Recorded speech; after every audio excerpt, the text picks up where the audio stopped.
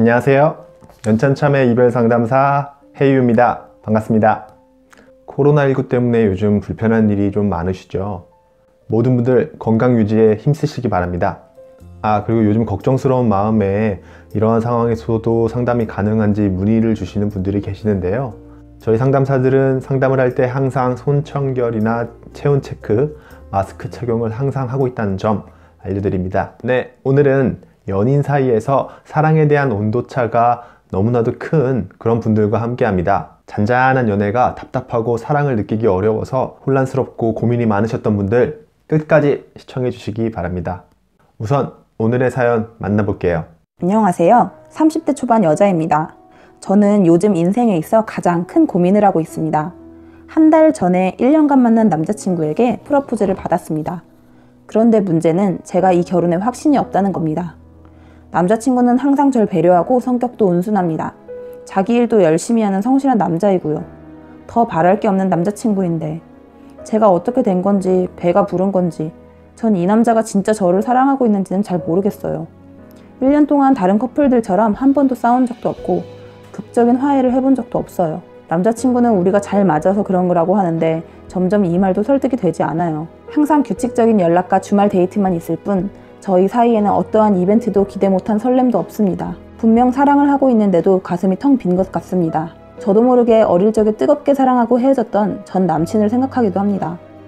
끝내 저는 남자친구에게 날 얼만큼 사랑하는지 물어보았지만 당연히 사랑한다고, 나는 안정적인 어른의 연애를 하고 싶다는 말을 들으니 더 마음만 복잡해졌습니다. 지금 저희는 각자의 시간을 가지고 있습니다.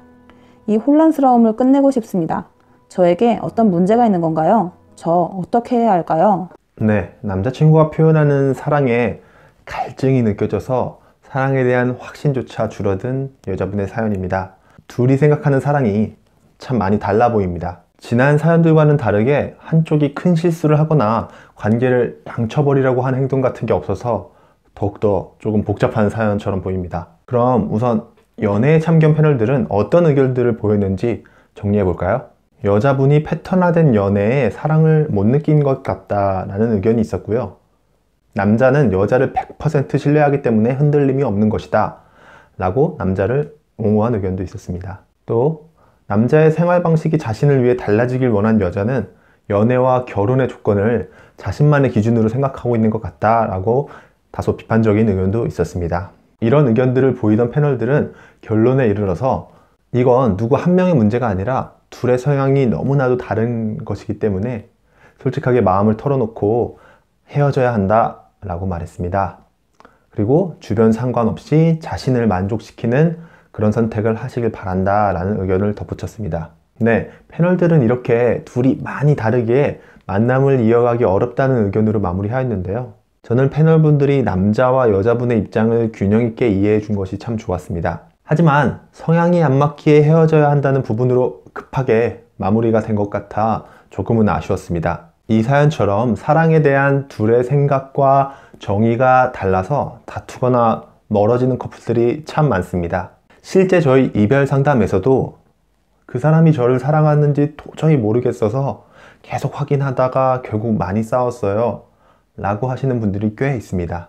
이러한 과정에서 성향이 안 맞으니 이제 끝내 하고 말아버리는 것이 아니라 이 관계를 잘 이어가고 싶은 마음이 든다면 나와 상대가 생각하는 사랑에 대해서 어떻게 같고 어떻게 다른지 짚어봐야 합니다. 인간관계 전문 상담가이자 작가인 게리 체프만이 쓴 5가지 사랑의 언어를 보면요, 우리는 각자 다른 사랑의 언어로 사랑을 표현하며 그것이 다르다고 해서 문제가 되는 것이 아니라 서로 표현하는 언어가 익숙하지 않은 것일 뿐이라고 했습니다. 그는 이 5가지 사랑의 언어로 사랑을 표현하는 방식, 사랑을 받는 방식을 함께 설명하고 있는데요. 여러분은 어떤 사랑의 언어를 주로 사용하고 계신지, 어떤 사랑의 언어를 원하시는지 한번 생각해 보시기 바랍니다. 첫 번째, 스킨십은 신체적 접촉을 통해서 사랑을 확인하는 것을 말합니다. 손을 잡거나 포옹하는 것부터 섹스까지 모두 포함하는 개념입니다. 인정의 말은 애정이 담긴 칭찬이나 감사의 말로 사랑을 느끼거나 표현하는 것입니다. 함께하는 시간은 육체와 정신 모두 온전히 서로에게 집중하거나 상대의 이야기에 귀 기울여 주는 것입니다. 선물 나누기는 말 그대로 눈에 보이는 사랑의 표현을 선물하는 것입니다. 꼭 돈의 문제가 아니라 사랑이 담겨 있다면 자기 자신 자체가 선물이 될 수도 있습니다. 마지막 헌신의 행동은 상대가 원하는 것을 기꺼이 해줌으로써 사랑을 표현하는 것입니다. 이렇게 5가지 사랑의 언어가 있습니다. 어떠신가요? 여러분들이 익숙한 사랑의 언어가 있을 것이고요. 좀 소홀히 한 사랑의 언어도 있을 거예요. 중요한 건 모든 사랑의 언어를 다 완벽하게 해야 하는 것이 아니라 나와 상대의 사랑의 언어를 이해하는 것이에요. 사연자분과 남자친구는 어떤 사랑의 언어를 사용하고 있을까요? 이 사연에서 남자분에 대해서는 깊게 다뤄지지 않아서 잘 파악하기 어렵지만 여자분은 남자분이 보다 열정적으로 사랑에 빠져있는 모습을 원했던 것 같아요. 패널들이 표현한 것처럼 매운 닭발 같은 연애죠. 사랑의 언어로 보면 킨십이나 함께하는 시간에 집중하는 모습을 사랑이라고 생각하신 것 같아요. 특히 자신과 있을 때 몸도 마음도 온전히 자신에게 집중하는 그런 모습을 사랑이라고 생각했지만 남자친구에게서 그 부분이 충분히 채워지지 못해서 갈증이 나고 답답하셨던 것 같아요. 사연자분이 마지막에 말했던 나 얼마만큼 사랑해? 역시 나에게 얼마만큼 집중하고 있니? 라고 바꿔서 생각해 볼 수 있을 것 같아요. 이렇게 자신의 사랑의 언어에 대해서 이해하셨다면 상대방의 사랑의 언어도 이해하려고 노력해야 해요. 그렇게 서로의 언어를 함께 이해한 뒤에는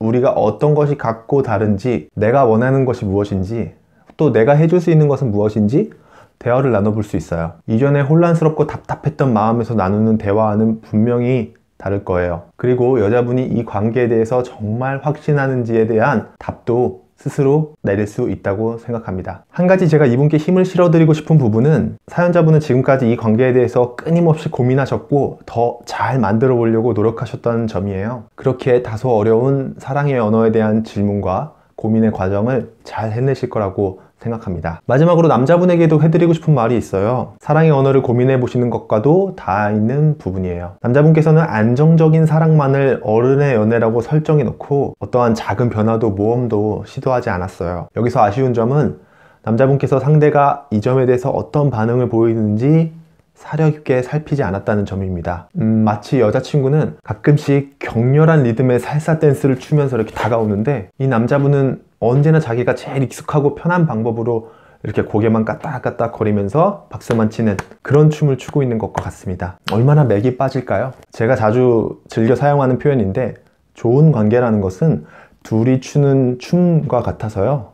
리듬과 동작이 변화하면서 상대와 적절하게 이렇게 맞춰져 가야 합니다. 남자분도 내가 왜 춤을 출 때 어깨를 흔들지 못하는지, 스텝조차 밟으려고 하지 않는지, 다시 말하면 무엇이 나로 하여금 각적스러운 변화나 더 적극적인 사랑의 표현을 막고 있는지 스스로에게 질문할 필요가 있습니다.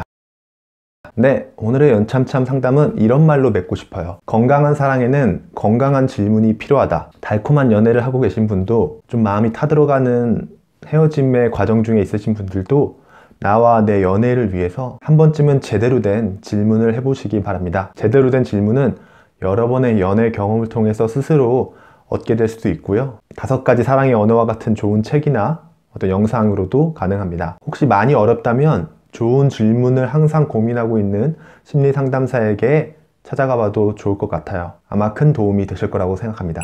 네, 오늘의 연참참 상담은 여기까지입니다. 연참참에서는 여러분의 살아있는 이별 사연들도 받고 있습니다. 왜 나는 이렇게 헤어진 이후에도 힘들까? 왜 내 연애와 이별은 같은 패턴을 반복할까? 고민이신 분들 저희에게 메일로 사연을 보내주세요. 메일 주소는 heyyuofficial@gmail.com입니다. 구독자 수가 100명을 넘어가면서 사연들도 조금씩 도착하고 있습니다. 모두 소개해드리지 못하지만 최대한 영상으로 다뤄볼 것을 약속드립니다. 사연 보내주신 분들 모두 감사합니다. 그럼 저는 다음에도 유익한 영상으로 찾아뵙겠습니다. 구독, 좋아요, 댓글 많이 부탁드려요. 안녕.